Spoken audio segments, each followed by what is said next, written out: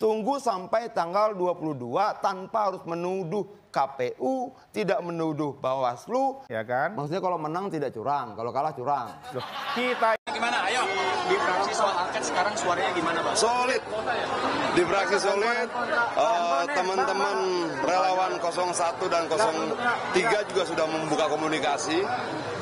Ini kan gini, siapapun yang mendiamkan kecurangan juga berlaku curang. Siapapun yang mendiamkan kejahatan juga melakukan kejahatan. Siapapun yang mendiamkan kekerasan sesungguhnya juga ikut melakukan kekerasan. Artinya kesadaran ini mulai nampak di seluruh rakyat kita, pendukung 01 dan 03. Di bawah kita sudah mulai komunikasi, kita sudah mulai ketemu.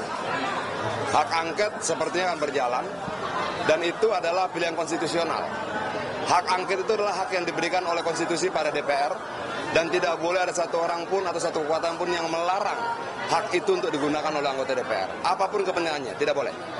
Kalau dia coba melarang hak angket itu, artinya dia larang adalah digunakannya hak konstitusional. Bahwa setiap pemilu pasti tidak sempurna, iya. Dengan 800.000 TPS, dengan luas yang sangat luar biasa seperti sekarang, 17.400 pulau seperti sekarang, sebarannya sangat luas, akan ada yang tidak sempurna, itu pasti. Makanya kita akan pakai toleransinya nanti. Sekian berapa persen sih curangnya dan berapa persen yang kemudian bisa toleransi. Kenapa? Banyak faktor. Orang tidak mengerti bagaimana menulisnya. Kemudian keterlambatan pendataan dan sebagainya. Banyak sekali faktor. Dan setiap pemilu ke pemilu pasti ada. Apakah itu antar caleg, antar partai, apakah itu di pilpresnya atau di pilegnya. Tapi yang penting kan begini misalnya. Kalau kemudian pemilu ini sudah selesai lalu mau dibatalkan. Pemilu ini kan berbarengan pilpres dan pilegnya. Yang batal pilpresnya saja atau dan pilegnya. Kalau dengan pilegnya, kasihan dong dan teman-teman Gerindra yang sudah menang. Ribuan orang loh itu Gerindra yang sudah menang dari DPR RI, provinsi sampai kabupaten. Dan segala macam yang sudah menang itu bagaimana? Masih mau diulang terus pasang spanduk lagi, bikin kaos lagi, pasang stiker lagi gitu. Janganlah, kasihan juga. Artinya janganlah kemudian dikorbankan teman-teman kita yang nyalek lagi hanya untuk ambisi satu dua orang saja. Oke. Hargai keringat mereka. Mas Arief.